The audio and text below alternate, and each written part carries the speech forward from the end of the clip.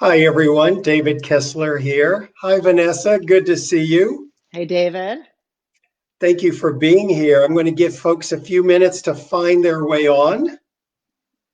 So I joke about it's a little like romper room that in our disconnection, I say hello to people so they can know that they are being seen at least by someone even virtually. Yeah. So let's see, folks are coming on. Hi, Carla. Good to see you. Michael Green, wonderful to see you. Robin from New York is watching. See, this is the romper room part. I have my little phone here. Hey, New York, Robin. Rachel Hanfling's here from New York. Hey, Rachel. Diane is here from Virginia. Welcome. If you're brand new, you can say hello. You don't have to. Some of us sit in the front row, some of us sit in back, so whatever you want. Hi, Betty. Good to see you. Betty's from Ohio. Jennifer from Princeton, New Jersey. Betsy, Tallahassee. Hi, Carol. Vivian from New York. Wonderful to see everyone. For those of you that may have not been here, I'm David Kessler, and I set up this group after COVID-19. So many people said their loved ones had died and they weren't able to get support at their local grief group, at their church, wherever they may have gone, their local hospital. Also, then people realized they couldn't say goodbye to their loved ones who were dying. And then after so many people died, there weren't funerals. So we didn't want you to just be disconnected. So this is far from the kind of connection you deserve and should have, but it's better than nothing. And amazing people like Vanessa are showing up because we want you to know in this pandemic, as the world's optimistic and moving on, you are not forgotten, and your loved ones who have died are not being forgotten. So that's why we're here. Lots of people are joining us from all over the world. Welcome, welcome. Let's see, Australia is coming on. They're waking up or sometime in their day. Mhm. Well, I'm so glad you're all here. One of the things that's a tradition, a ritual that we do is we're all here because someone we love has died. So I like if we can just take a moment to uh, honor them, send them love. If you would just join me in dedicating a moment to them. Thank you.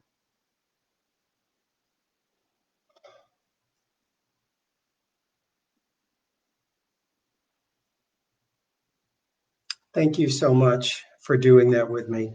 I during the day when I do these, I send love to my younger son who died. In the evening, I send love to my guests, folks who have died. So I was sending some people in your world love, Vanessa. So some of the people who helped get you here.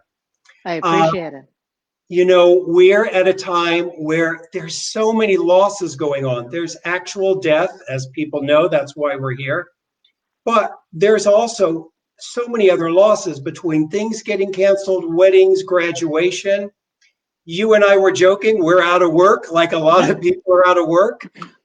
You had a show that was just beginning in London that got canceled like everything else.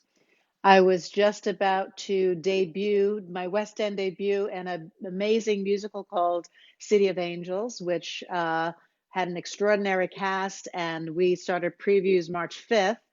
And I had been in London since beginning of January, and it was a dream of mine to be on the West End. Right. And we had a week and a half of previews, and then we showed up Monday, March 16th to work.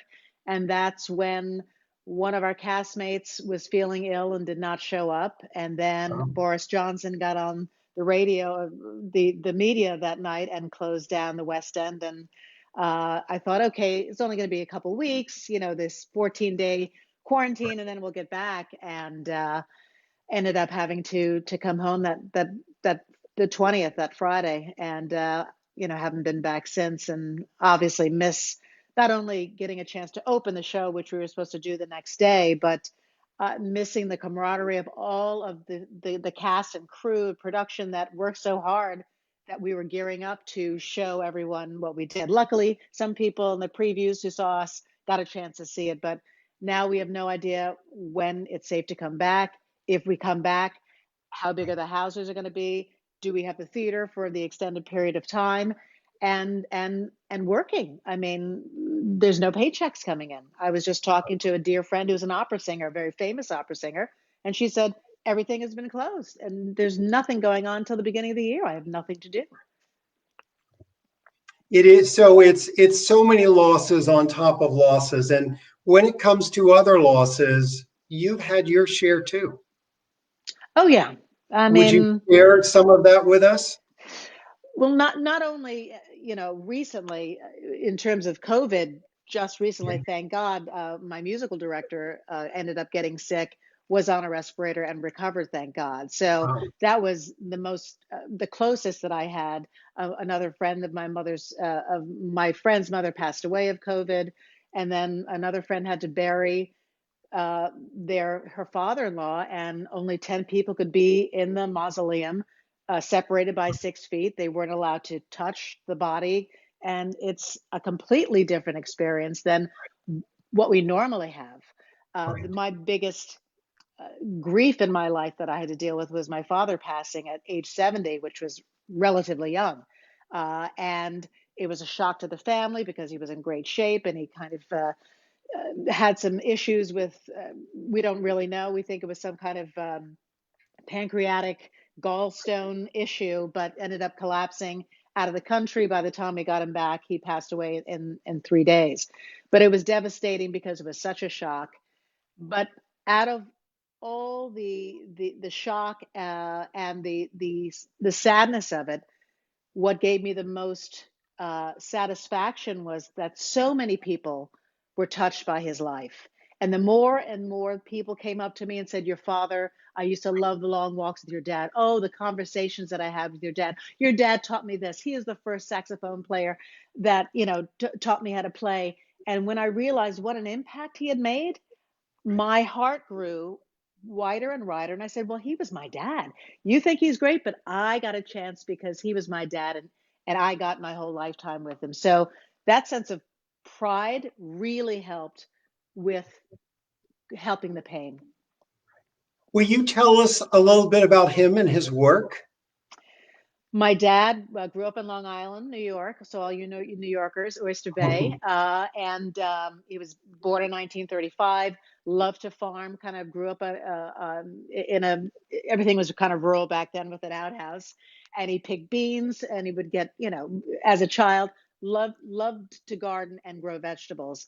Went to parochial school, but wanted to learn an instrument, and he knew that Oyster Bay High School had an instrument program, so he transferred to Oyster Bay High, learned how to play sax and did marching band and everything. And when he graduated, he was going to be a farmer. And Mr. Knobloch, his band teacher, said, you know, Milt, you're really good as a teacher. You should think about being a music educator. So he went to Fredonia College in upstate New York, and he went for music education and didn't have a lot of money. So he picked grapes for was it Welch's grapes? You know, he did every job on campus. He was a fry cook when he could be. He was a janitor when he could be, all to pay his tuition. And his senior year, that's when my mom came in as a freshman, and she was a vocal major at Fredonia, and that's how they met. And they were two. They got married when she was 20. He was 24, moved to Westchester County, and both of them were in music education. So he taught for over 45 years and Wow.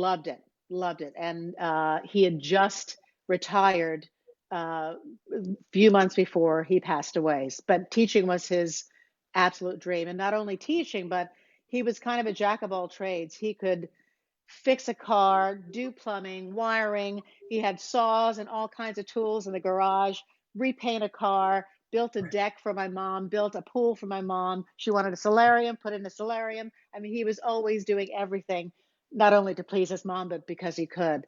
So he was the one that always a wealth of knowledge. So if someone couldn't figure it out, they'd call Milt and he'd figure it out and come help him. So just a wonderful, wonderful man. And and he was in great shape. That's why it was shocking when he passed.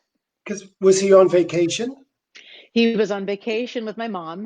One of their Oh, friends was having a birthday party in the Bahamas, and the first night they got there, and he had some Chinese food, didn't feel really well, and Right. then ended up collapsing. And my mom took him, they went to the local hospital, and he got worse and worse. And thank God I was doing something in Miami with my brother, I was doing a concert. My brother was there in attendance. We flew to the Bahamas the next day, and he was in serious condition. And we had to make the hard decision to medevac him back to New York or keep him there. And we decided to, we much rather handle things back in New York. And we medevaced him to New York, and all flew home. And he passed away 2 days later. One of the things I always say to people is, so first of all, heartbreaking for that loss. There's something about our father, there's Yeah. no one like our father, no one like our mother in the world. Yes. Yeah. I often think, I hear people say when someone dies, they'll say, a part of me died with them. And I always say, and a part of them lives on in you. Mm-hmm. What part of your dad lives on in you? Oh, well, some people believe that life is over when a body dies, but I feel his spirit all the time. And I think he, we communicate through music because he was a music teacher. And so I affiliate so many songs of my life with him. Bill Withers just passed away, and he used to play Bill Withers all the time back when we had an Econoline van and we had an 8-track player, and he put in the Temptations or put in Bill Withers or the Spinners or something. So whenever I hear a song like the Beatles, he introduced me to the Beatles and to play. So music is my connection. So for instance, these are those strange coincidences, if you call them. I Right. remember Right. being at the Obama inauguration, and I was outside with everybody because I wanted to be there. Right. And they had cut off all the Wi-Fi. You could not get any Wi-Fi service at all due to the security. So I'm standing there freezing, and I just closed my eyes and I said, "Oh, Dad, you would have been so proud." And my phone started to buzz like I got a message. And I was like, I hadn't got any service in an hour. And I looked down and there was nobody there, but I knew, just because I felt that he was saying, I hear you and I'm with you and I'm witnessing it with you. So He's seeing it through your eyes. yeah. So I can feel and I also talk to him when I need to, because I Right. feel that he's still part of my life. And I feel that I feel most like him when I'm teaching, whether it's on stage and I have to teach a new person, a background, a part, whether I'm describing something to my children, I'll think, how did my dad do it? Or I'll just automatically move into what his ideology was. Right. And that helps me. It helps me continue his wonderful art of teaching. But I know that that's a little part of me that I got through him. One of the things I noticed when I posted on social media about you joining us, you get so much love. There is something about you. I think there is something. We love your strength. We love your resilience. We know so much of what you've been through in your life. Mm-hmm. Mm-hmm. Do you have any sense, with all the different challenges you've had in your life, where does that strength and resilience come from?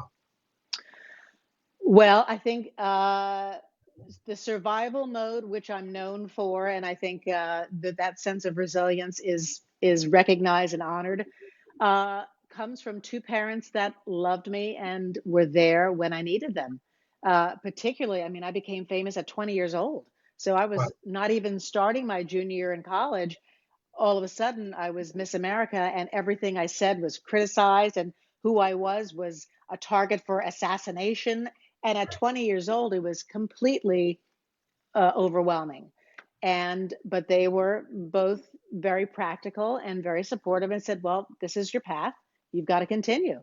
And then when I had a huge scandal with pictures coming out without my permission and had to resign the crown like a month before I was finished, and it was a huge humiliating scandal, my parents said, we love you. And that's all I needed to get through. And I knew that they would always be there for me. So I think it's their support, but also there's that fire in your belly that I think gets handed down generation after generation, especially as a Black woman, Right. because there's lots of times where all you have is yourself to rely on and get through.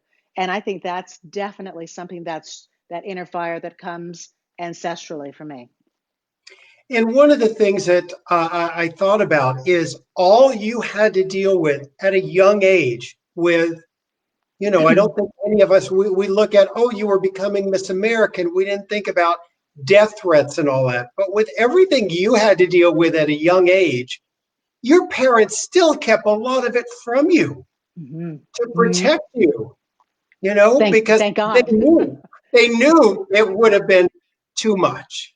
Yeah, uh, that was, I wrote a book with my mother called "You Have No Idea" because I had no idea what they were protecting me from because I had a job to do. And the job that I did not only was the normal Miss America route, but I had 50% more because it was a whole new Black community that I was going to urban league functions and Black historically Black college functions. So my agenda was nonstop every day. So I don't know whether I could have coped knowing that there was so many threats on my life at the time because of who I was and being Black. Right. And how did you not let all that just make you fold up and go, I'm going to just, it's done. It's done. I mean, you came back like really the concept of a phoenix could be based on you. That, you know, um, you know, it, when the dust settles, I knew that I'd get a chance to see who I am, and for people to see who I was. And I just find that in life that, you eventually will get an opportunity to show who you really are. And I knew that no scandal is going to take my talent away. It's not going to right, take my dreams away. Uh, my dreams might be sidetracked over and over and over again, which they were. It took 10 years to get to Broadway as opposed to the following year, which would have happened. And of course, it hurt me, and especially being in my 20s, when you take everything so personally right, and think, oh my God, it also makes you very determined, but it also is very personal. The older you get, you realize opportunities will come, and there are people that are helpful people. So look out and make choices that speak to who you really are. And that's kind of relying on your inner gut and having faith that helpful people will come to help you out, whether it's something that a role that you didn't even think you'd even be offered, or an opportunity to travel somewhere and you meet somebody who changes your life.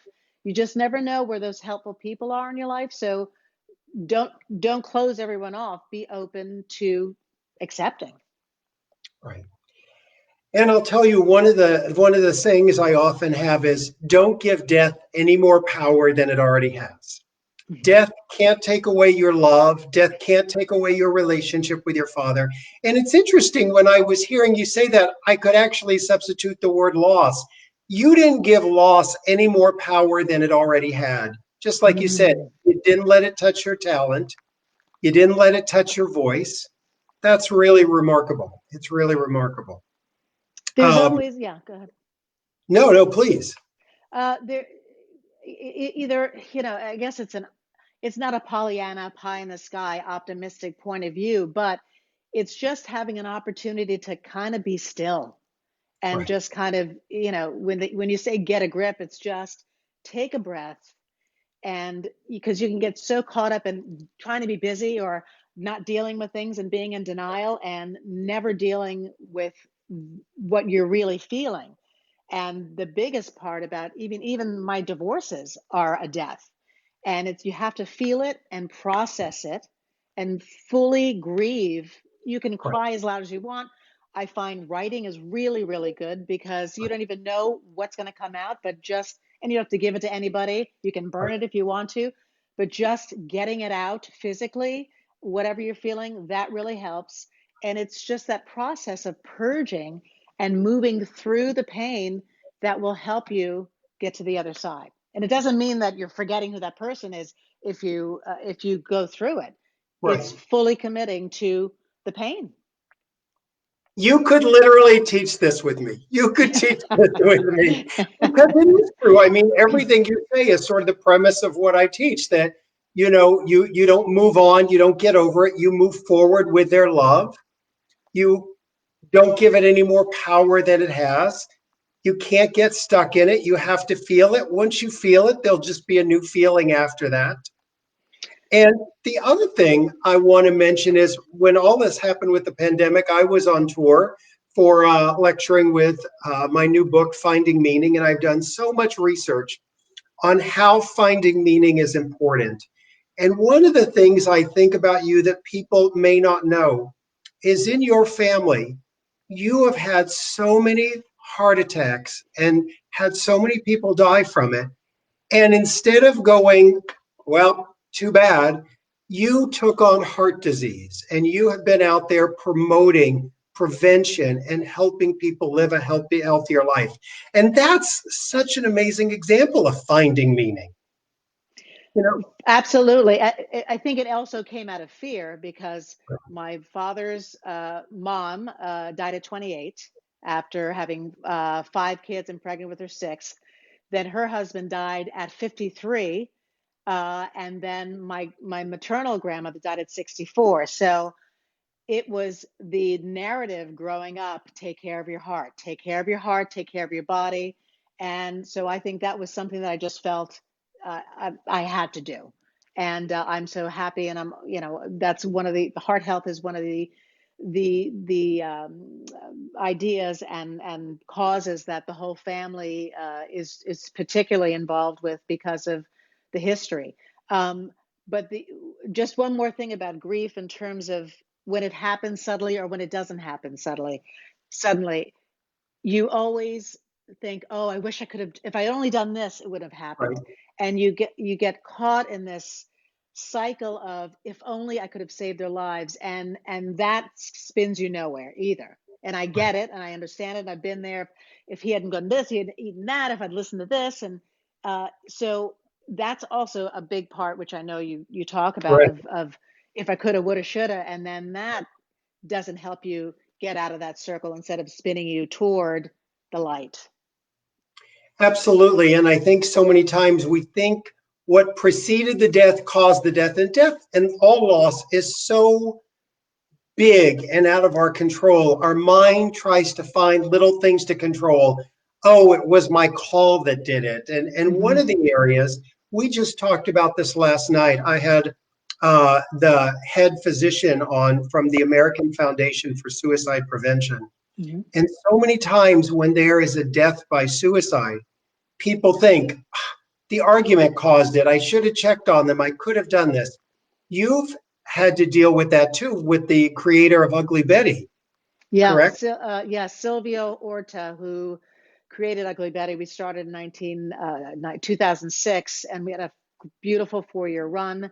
We saw each other about 3 years ago. We did a reunion in Austin for South by Southwest, and he took his life in January in Miami with a shotgun, which was pretty brutal. So, of course, the first thing is, did I miss the sign? And then I look in my Right, Facebook. Oh my God, I didn't reply to him that night. Maybe that would have changed things if I'd only right, spoken to right, him. right. And it's everyone thought the same thing, and we all had our email chain, and it was with heavy hearts, but we knew that he was struggling because he really hadn't had a hit since Ugly Betty was so huge. But he was a lovely guy, and again, that was his journey. There's no amount of love that we could have done to make what he needed to go through better. Right, right. And I think our mind just wreaks havoc on us. And, as we say, all those things happen. We all, every time I don't return a text, thank goodness someone doesn't die. But Yes. if someone does die, you go, well, clearly they were reaching out for help and and yet Right. they might have just been, but we all deal that and we all have a Yeah, tough time. exactly. There are amazing comments. Will you take a few questions if Sure. anyone has Yeah, yeah. questions? So if anyone has questions, but lovely comments from people. They're like, this is so good. She's amazing.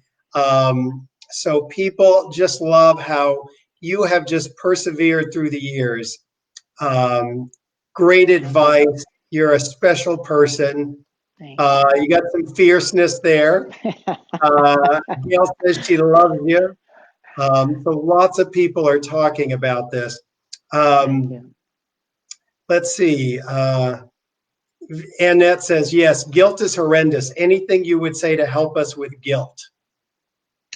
Yeah, it's a natural thing because we all feel like we could have done something Right, or contributed to the not knowing and not preventing it. right, But those, death is out of our control, and that it either you can say there's another being that they're moving on to, or it's an act of nature. So it's going to happen to all of us. right. And I know we fear it a bit because we don't know when it's going to happen, if it's going to be painful. Are we going to be surrounded by our loved ones, which is the dream? And when we don't get the dream, that's when we kind of have the bad feelings.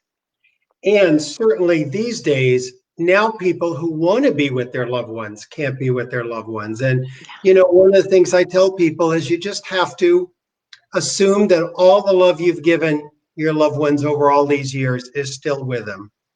All right. Someone wants to know, how are your children? My children are all away from me. I have four, and they're all in their own private apartments. I've got two out in California, and my older two girls are in New York. I miss them. We do a lot of Zoom and FaceTiming, and my middle one just made a lasagna, so I was on the phone with her before I jumped on with you. She was asking, "Do I put the sauce first or the noodles, and then when do I put the fennel on this?" So she had to do the mommy thing, but they're all lovely, and we could thank God for technology because we're all connected. And my mom lives next door, so I get a chance to see her every day. Thank God. That's great. One of the things that I've been talking about is I look back at pictures from 3 months ago of people at parties and get togethers, and we were all looking at our phone and not at each other. What Mm. were we thinking? Ah, that's Now we fun. just got our phones, right? What were we thinking? That's cool. Heidi That's cool. wants to know, what is your greatest source of expressing your emotions, maybe even with your grief at times? Acting, singing, and she loves your music. Well, let's see. Oof, I mean, I'm lucky. I get a chance to kind of express my emotions through acting and singing, but I would say my music consistently allows me to touch people. So, when I sing, and I usually hear people say, "Oh, you made me cry. You made me cry," because I picture myself as an actress. When I'm singing a song, I figure out the moment before and sing as an actress, as opposed to doing vocal riffs and seeing how fancy I can get with the melody. I like to sing what the true meaning of the song is.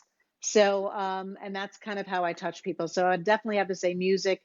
Me singing allows people to feel emotion, but me hearing, I mean, I can fall apart when, especially, when I hear a piece that my dad would play for me, and that's when I'm done. I'll tell you, and you've been the backdrop of our lives in so many ways. I can remember today literally is my goddaughter's birthday. She's 30 years old. And I Happy can birthday. remember being in the theater, seeing and hearing Colors of the Wind with her. And then Yeah. years later, I was at your concert here in Los Angeles. And you sang that, and oh my gosh, took me right back there to her. And it's just, it was a magical evening. Magical. If you're ever in concert, anyone, go see her. She is magical. Well, one of my Um, my my favorite memories, speaking of death and music, I got a chance to work on a great show called Sondheim on Sondheim back in 2010. And I worked with the legendary Barbara Cook, who was right, 83 at the time when we actually did the show. And she had taken a number of years off because she was dealing with her own alcoholism, which she was clear about, and came back to the stage. This is the first time she was back on Broadway.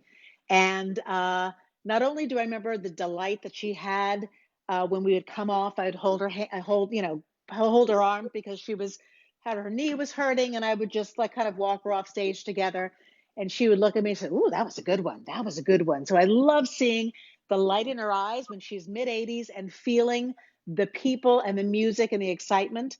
And then we got a call from her son 2 years ago saying that she was not well, and it was the end, and could we come and visit her and pay our respects, at that state. So Norm Lewis and I went to see her, and she was in her bedroom in a hospital bed, and she had the death rattle, so you could hear her Right. being labored, and no, she didn't have her wig on and no hair and makeup, and it was startling.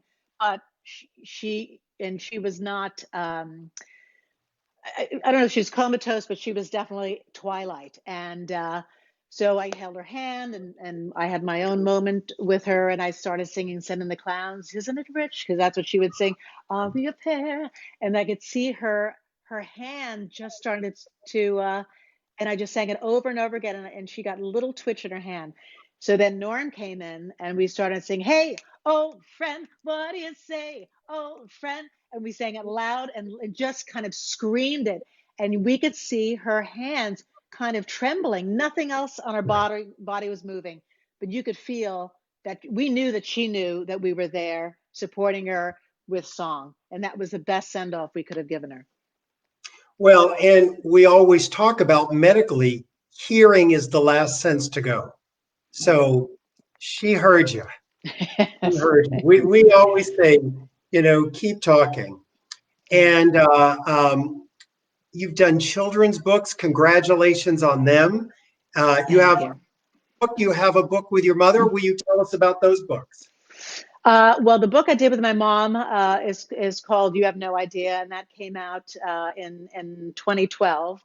And I had been asked several times to do a memoir, and I was just dreading it because I didn't want to hash up all these Right. memories that I was, had worked so hard to move on from. And I would go to her and say, "Mom, what was happening then?" And because and she'd say, "Well, I think this." And we had such different but parallel like ideas of what was happening at the same time. Right. Then I pitched to the publishing company, said, "Can we write a book together? Because I'm on the road and she's protecting me with the FBI from death threats. I had no idea, and she's got a whole nother agenda." So it was much more interesting hearing me and then hearing her version, and hearing who I chose as a husband, and hearing her version of what I should have done. So Right. it's like Right. point counterpoint. And Right. Right. we go through the loss of my dad, and you get a chance to see why she is who she was growing up in inner city Buffalo and really being a tough cookie. And my dad was the complete opposite. So me growing up having those two different influences really shaped me. So that was a wonderful opportunity to write together and have our stories kind of coincide.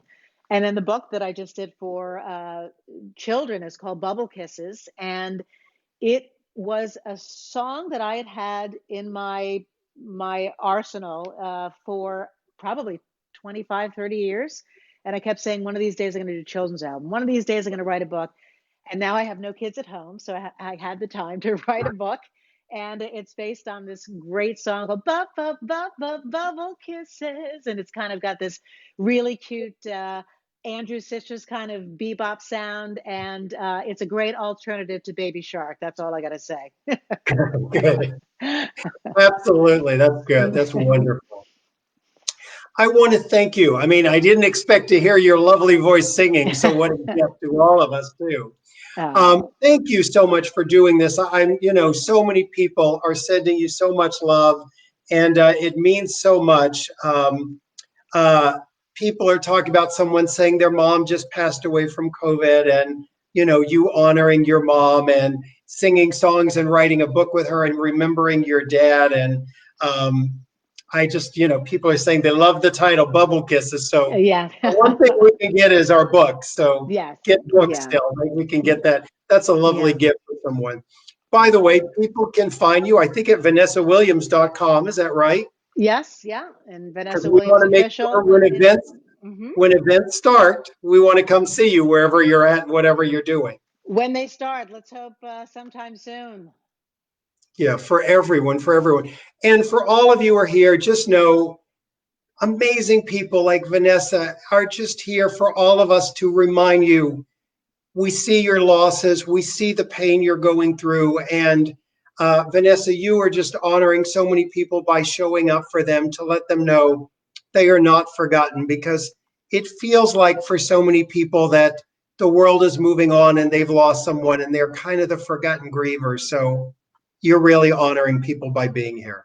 We remember and we love everyone, especially people that in this particular time don't have an opportunity to get that final bonding that normally, if you were to have a loss at any other time, you would have an opportunity to have a funeral, a gathering where we can hug and kiss and touch and go to the wake and share stories.